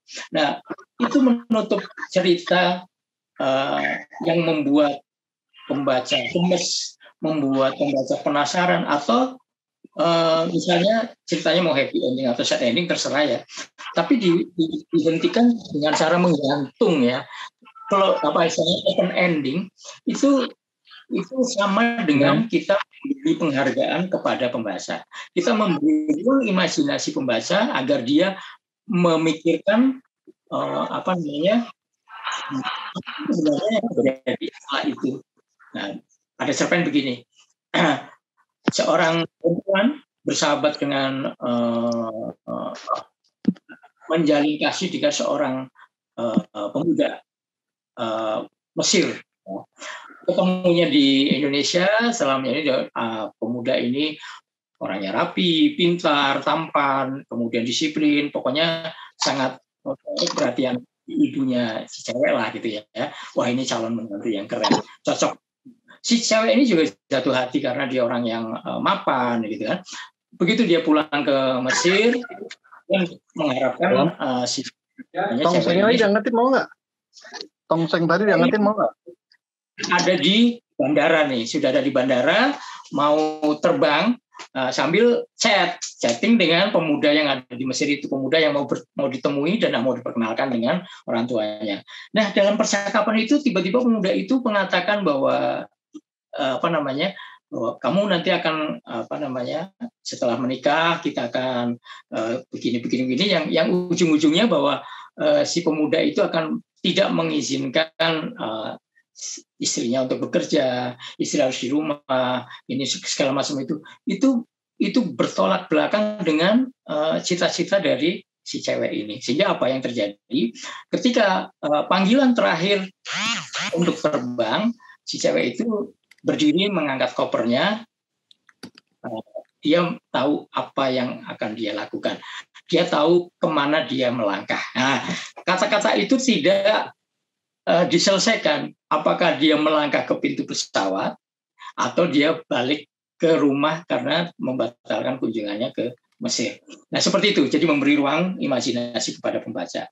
Mas Kev, berikutnya, Mas Kev, gimana kalau misalnya nih Mas Kev nih slide-nya masih ada beberapa dan menurut Asma bagus ya gitu. Kalau kita ini kan Mas, kita bahas di kencan berikutnya Mas. Jadi kencan berikutnya dengan Mas Kurnia Effendi itu akan menulis ya bengkel cerpen ya, menulis cerpen yang baik. Jadi ini kan udah bengkel cerpennya ya Mas ya. Itu nanti part 2-nya sama termasuk apa sih yang harus dilakukan oleh si penulis atau apalah nanti ya. Kita lanjutkan ke sana ya Mas. Tapi sementara nih Asma ada nih selain teman-teman yang raise hands ya. Mas Kurnia cuma bilang bagus, biasa atau kurang ya. Oh iya. Ikutin judul.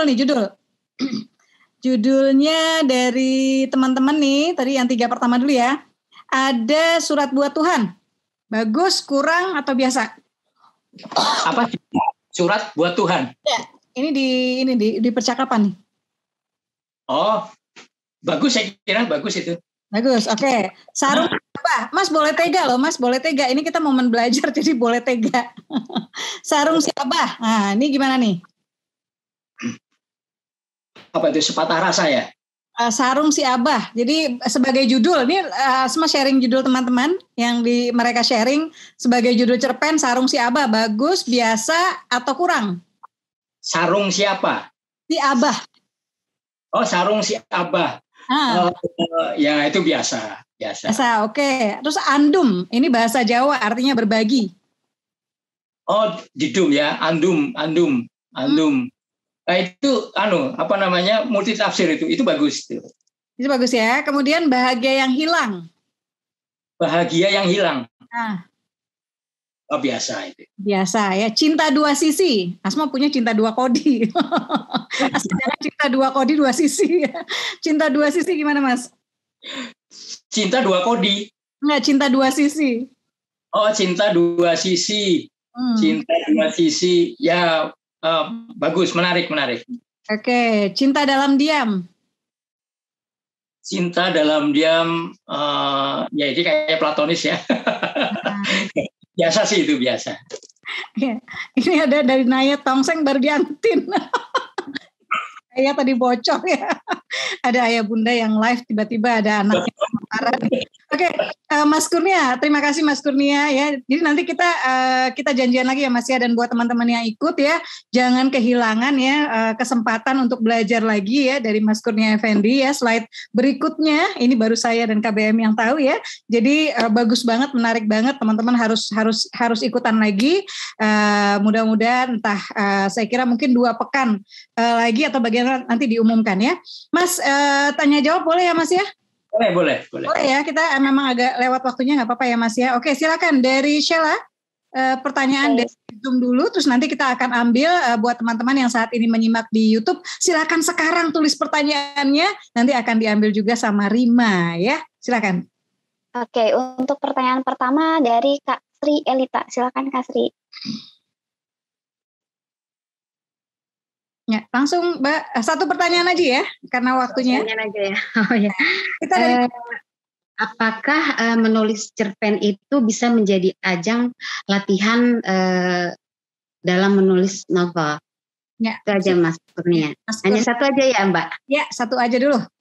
Ya. Terima kasih Lita. Gimana Mas Kev? Sebelum kita maraton, ya nulis novel itu saya anggap maraton.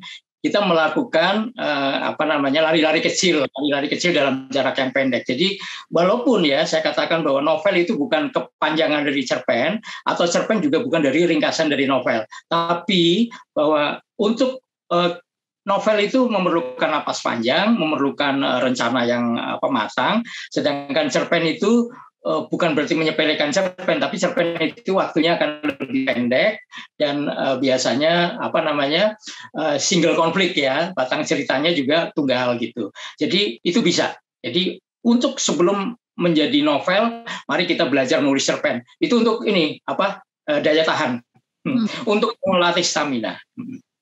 Siap. Ya, berikutnya Sheila. Untuk berikutnya dari Kak Cece Gumilang. Ya, silakan Kak.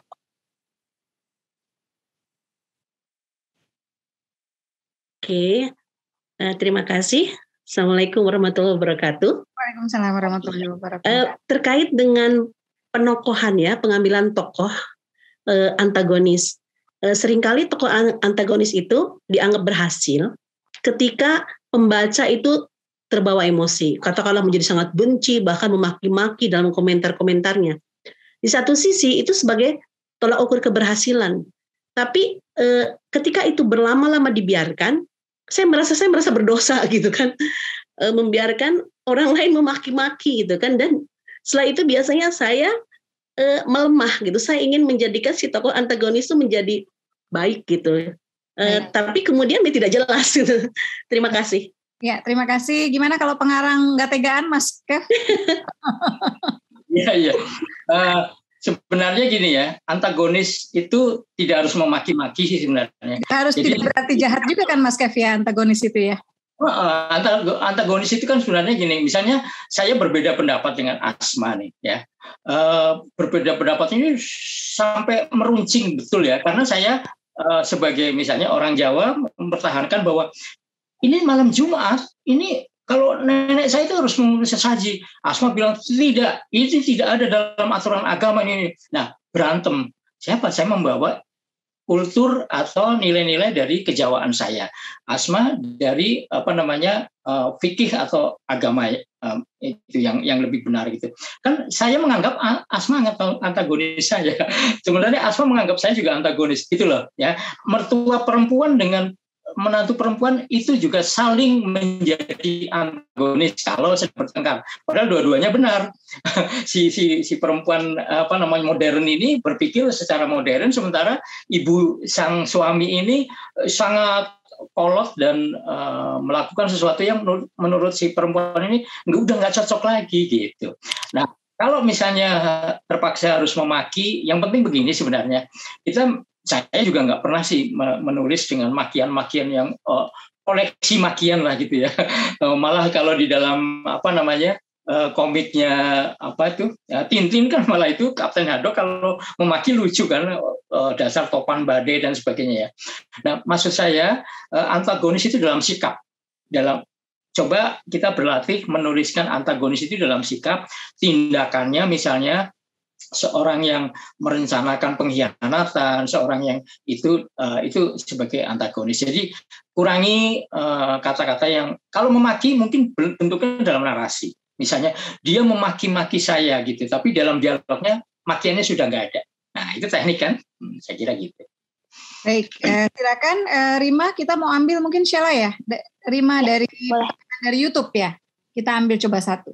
Baik Bunda, ini ada satu pertanyaan dari YouTube dari Obaji Iseri. Pertanyaannya, apakah dalam satu cerita atau novel bisa merubah-ubah POV? Bagaimana cara yang apik untuk merubah POV-nya? Ya, silakan Mas Kev. Bukan hanya novel ya, cerpen itu bisa menggunakan POV yang berubah asal bukan dalam satu scene. Jadi sebelum POV berubah itu ada tanda bintang sebagai perpindahan adegan. Misalnya aku yang pertama adalah seorang anak laki-laki, terus setelah ada tanda bintang aku berikutnya adalah ibunya misalnya. Nah, Faisal Odang dalam cerpen yang memenangi kumpulan cerpen Kompas di seingat saya tahun 2017 atau 2018 itu dia menggunakan aku 3. Jadi aku pertama adalah seorang pelacur di masa penjajahan Jepang. Aku yang kedua adalah seorang pemuda yang cleaning service yang biasa membersihkan darah, biasa membersihkan tempat pelacuran itu, dan dia jatuh cinta pada si pelacur ini. Nah, terakhirnya ketika pelacur itu merasa bahwa dia tidak akan bisa hidup, dia menitipkan sesuatu untuk adiknya di desa dan titipnya kepada si pemuda itu. Nah, itu akunya berubah-ubah. Jadi POV-nya berganti-ganti, tapi bukan dalam satu scene ya. Jadi selalu ada tanda bintang. Meskipun mungkin dalam satu subbab itu mungkin terdiri hanya beberapa alinea gitu, tapi dia sudah berpindah gitu. Yang penting bahwa aku yang satu dengan aku yang lain berbeda karakter, itu saja. Ya, Asma pernah baca ini Mas, tidak di cerpen tapi di novel karya novelis Korea Cho Se-hee. Dia menggunakan 7 akuan. Jadi setiap dari anak pertama, anak kedua, anak ketiga dan seterusnya. Jadi teman-teman bisa itu. Kalau lihat di aplikasi KBMF, Asma nulis Surga yang Tak Dirindukan 3 itu dari 1 sih memang triloginya memang 2 POV. Jadi yang satu pakai akuan, jadi setiap kali Meros bicara, dia pakai aku, tetapi ketika Arini bicara, atau Pras bicara, atau Ray bicara, dia pakai, atau Dr. Syarif ya, dia pakai POV ketiga. Gitu. Jadi teman-teman silakan eksperimen gitu, dan itu menyenangkan, tapi yang penting setia ya Mas ya. Jadi walaupun ya, kalau teman-teman menguasai karakter, walaupun teman-teman menggunakan karakter yang berbeda, itu perpindahannya kalau kita sudah lebih terampil memainkan unsur-unsur, kemudian memainkan mendefinisikan tokohnya, nanti akan terlihat tuh bahwa si ini pasti nih, si ini gitu. Diaan yang ini pasti si ini gitu ya Mas ya, atau tadi yang Mas Kev ceritakan gitu, si aku yang ini pasti si ini. Ya, dialognya akan mencerminkan karakter masing-masing. Baik, silakan. Okay. Novel sangat memungkinkan, ini cerpen juga bisa, tapi tentu saja porsinya jadi pendek-pendek. Iya, ya yang penting dijeda tadi ya Mas ya, tidak dalam satu adegan ya. Baik, berikutnya Sheila. Oke, berikutnya ada dari Kak Nike Ardila. Silakan Kak. Nike Ardila. Ya, Nike Ardila. Ini bukan mau nyanyi kan ya? Baik, terima kasih. Assalamualaikum warahmatullahi wabarakatuh. Assalamualaikum warahmatullahi wabarakatuh. Di sini saya mau bertanya, Saya ini bingung mengenai pemilihan cerpen yang bagus itu gimana loh Pak? Mungkin itu yang saya tanyakan. Sekian, dikembalikan. Oke, sebetulnya nanti panjang lebar akan dibahas di pertemuan berikutnya dengan Mas Kurnia Effendi ya. Tapi sedikit deh Mas, apa Mas cerpen yang bagus kalau menurut Mas Kev tuh gimana? Kriterianya apa? 3 syaratnya. Pertama logis, ya, punya logika. Meskipun fantastis ada logika. Yang kedua komunikatif, argumentatif. Maksudnya setiap adegan itu punya alasan, punya latar belakang. Jadi adegan itu punya asal-usul gitu ya. Ada pertimbangan-pertimbangannya. Yang ketiga komunikatif. Jadi cerpen yang serumit apapun, kalau komunikatif pasti pesannya sampai. Kira-kira 3 hal itu aja. 3 hal itu ya. Jadi teman-teman semangat. Saya sih berharap ini ya Mas Kev ya. Mudah-mudahan dengan adanya kemarin ada bengkel novel dengan Mas Kev. Kemudian sekarang bengkel cerpen. Berarti teman-teman setelah ini boleh didengarkan lagi ya. Silakan yang belum subscribe ke YouTube channel KBMF Official ya. Bisa dilihat lagi, tadi ada yang terlambat ya. Bisa didengarkan lagi dari awal juga. Kemudian episode-episode belajar dari bintang yang sebelumnya. Lalu kemudian dipakai ilmu yang kita dapat dari guru kita hari ini untuk mereparasi gitu ya Mas ya, cerpen yang sudah pernah ditulis ya, atau novel yang pernah ditulis ya, atau yang saat ini sedang berjalan. Baik, Mas saya bacakan juga yang ada di sini sebentar ya Mas ya. Oke. Apakah konflik hanya sebatas mengenalkan masalah dan menyajikan solusi? Apakah harus selalu diselesaikan? Apakah ending itu berarti harus selalu menyelesaikan cerita Mas? Atau menyelesaikan konflik Mas? Tidak, jadi begini, cerpen yang saya maksud tadi memberikan ruang imajinasi terhadap pembaca itu biasanya memang tidak selesai, tapi bukan berarti cerpen itu tidak selesai ya.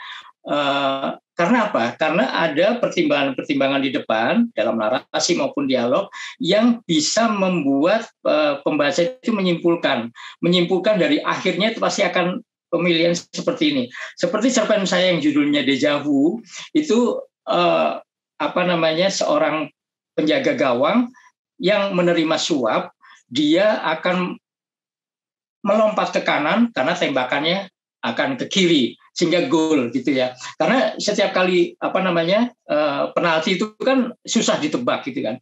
Nah, kejadiannya itu diakhiri dengan pertanyaan. Ketika si penembak itu menendang, kamu ke kanan atau ke kiri? Menurutmu, aku ke kanan atau ke kiri? Itu selesai di situ. Jadi, apakah ke kanan atau ke kiri itu terserah pembaca. Tapi sudah di depannya sudah ada istrinya sedang sakit, anaknya kecelakaan, sehingga dia memang membutuhkan uang, dan itu pertandingan yang besar yang mempertaruhkan nama dia sebagai penjaga gawang. Nah, menurutmu saya ke kanan atau ke kiri? Pertanyaannya dibalas dengan pertanyaan. Nah, seperti itu terpilih untuk 100 cerpen selama 100 tahun di Yayasan Lontar. Judulnya Deja Vu. Keren Mas Kev ya. Baik, Mas Kev boleh ya nambah 2 pertanyaan lagi, boleh nggak Mas? Boleh, buat Asma apa sih yang nggak boleh? Asik ya. Oke, silakan Sheila. Oke, untuk berikutnya ada dari Cutika. Silakan Kak. Tika. 1 pertanyaan ya Mbak Cutika ya. Mbak Cutika ini sangat aktif ini. Ya, silakan Mbak. Assalamualaikum warahmatullahi wabarakatuh. Makasih Bunda Asma dan Ayah Kev. Saya mau nanya, ini kan misalnya tadi kan dalam materi ada paparan yang mengatakan bahwa walaupun kita nulis cerpen, kita perlu riset gitu kan. Bisa riset pustaka, bisa wawancara dan lainnya. Jadi yang ingin saya tanyakan, apabila kita menulis dengan latar sejarah untuk cerpen, bolehkah kita memasukkan unsur fiksi, misalnya tokoh yang tidak pernah ada dalam sejarah. Misalnya saya menulis tentang Teku Umar, terus ada pejuang yang di belakang Teku Umar yang tidak pernah tersentuh dalam sejarah. Bolehkah saya membuat tokoh tersebut? Gitu. Baik. Itu aja Bunda, terima kasih. Ya, terima kasih Mbak Cutika. Bolehkah membuat tokoh? Contoh di dalam cerita Cutnya Adin yang difilmkan oleh Eros Jarot itu, ada tokoh penyair yang tidak pernah ada dalam sejarah. Kenapa? Tujuannya apa sih penyair itu? Untuk menjembatani hal-hal yang dilakukan oleh Cutnya Adin itu kepada penonton. Jadi seolah-olah si penyair itu yang bercerita. Jadi boleh. Saya menulis bersama Iksaka Banu menulis Pangeran dari Timur, ada tokoh yang dibawa ke salah satu tokoh fiktifnya itu ikut dibuang ke Digul bersama Tan Malaka, padahal nggak ada itu. artinya dalam 100 daftar katakanlah atau 200 daftar nama itu, saya menyisipkan satu nama dalam tokoh fiksi saya. Tan Malakanya ada, tapi tokoh fiksinya ini bisa tidak pernah ada gitu. Tapi boleh untuk memperkuat cerita ini. Boleh jadi. Yang belum nyambung bisa didapatkan ya. Asma udah punya dong ya. Pangeran dari Timur ya Mas Kev ya. Baik, silakan satu lagi mungkin Sheila apa Rima nih? Oke, dari YouTube ada lagi sih, boleh Rima? Boleh. Dari YouTube sebentar Bunda. Ini ada pertanyaan, bagaimana jika sering menghilangkan subjek pada narasi karena takut mengalami pengulangan? Apakah akan mengganggu isi cerita? Tidak mengganggu. Karena apa? Seorang pengarang yang pintar itu tidak selalu menyertakan subjek kalau itu masih dalam satu alinea. Jadi untuk menghemat narasi itu biasanya misalnya ini subjeknya adalah saya pergi ke bandara, terus berikutnya memilih taksi yang berwarna biru di perjalanan pemandangan terlihat masih tertutup kabut. Ini sayanya sudah hilang itu 3 kalimat itu. Cukup sayanya ada di satu. Jadi kadang-kadang itu bukan hanya subjeknya yang hilang, mungkin keterangannya yang hilang, mungkin predikatnya yang hilang. Sepanjang itu dalam satu bangunan alinea itu nggak masalah. Jadi pengertiannya sudah terangkum dalam satu alinea. Yang penting komunikatif itu tadi, daripada kita banyak mengulang sehingga malah membosankan dan lamban. Yang penting jelas ya Mas Kev ya, kalau misalnya tiba-tiba tidak dalam satu paragraf, udah diselak sama tokoh lain ya, misalnya pakai POV orang ketiga. Ada tokoh lain yang iya yang mana gitu kan, kalau misalnya pakai POV tiga. Yang kemudian meninggalkan yang mana nih gitu kan ya. Bukan orang gitu kan. Nah kemudian meninggalkan siapa nih ya? Meninggalkan dia yang terpaku. Nah siapa nih yang meninggalkan? Nah teman-teman ya yang penting harus diperjelas. Baik, saya kira sudah ya pertemuan kita kali ini. Mas Kev ada pesan-pesan terakhir nih terkait penulisan cerpen.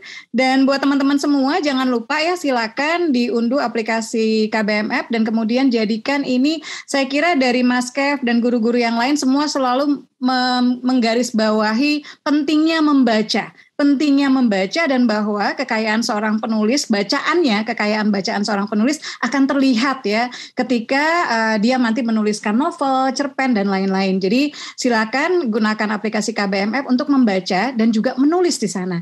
Mas Kev, mangga ada pesan apa nih buat teman-teman? Ya, menulis itu harus dengan gembira. Meskipun tokohnya itu kita hancurkan, tapi menulisnya dengan gembira. Apa yang dimaksud dengan gembira di sini adalah passion. Kita melakukan sesuatu dengan kecintaan kita sehingga gairah itu akan membuat cerpen kita hidup. Cerpen kita hidup itu karena ketika menulis kita masuk ya, terlibat di dalam sana. Tapi di kala lain, karena kita harus bermain tarik ulur ya, di kala yang lain kita harus membuat jarak dengan cerpen itu ketika setelah diendapkan itu ada di dalam PPT ini juga, PowerPoint nanti di belakangan. Berikutnya. Ya, kita harus mengendapkan untuk mencari objektivitas. Jadi kita menjadi orang lain, kita membaca karya kita yang sudah diendapkan. Itu akan memberikan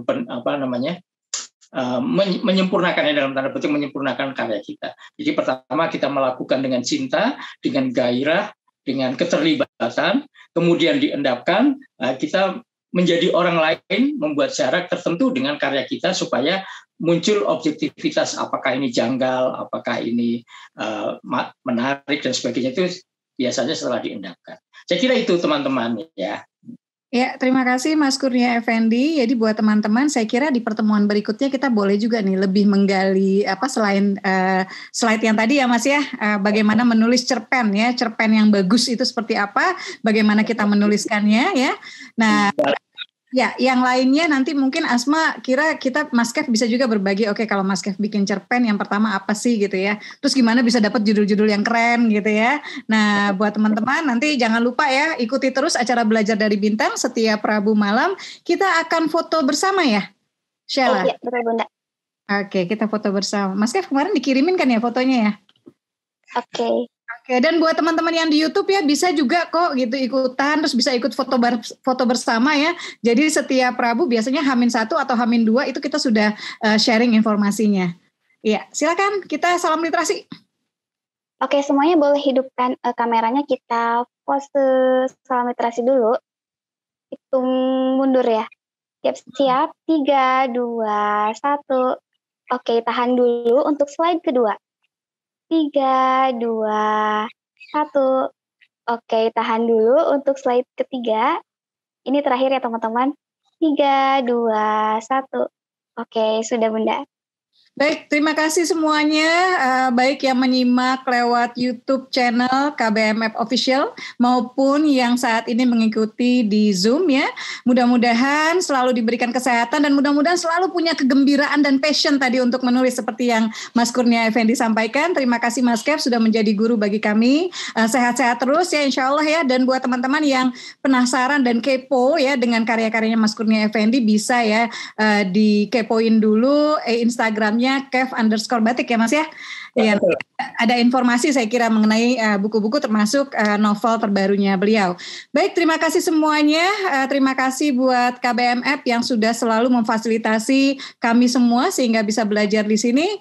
Billahi taufiq wal hidayah. Saya undur diri. Mohon maaf jika ada yang tidak berkenan. Assalamualaikum warahmatullahi wabarakatuh. Salam literasi. Waalaikumsalam warahmatullahi wabarakatuh. Terima kasih Bunda, terima kasih Mas Kev. Wow, luar biasa sekali ya materi pada malam hari ini. Buat yang tadi yang sudah raise hand kemudian tidak mendapatkan kesempatan untuk bertanya, jangan khawatir ya, silakan ikutan lagi untuk di belajar dari bintang pekan depan.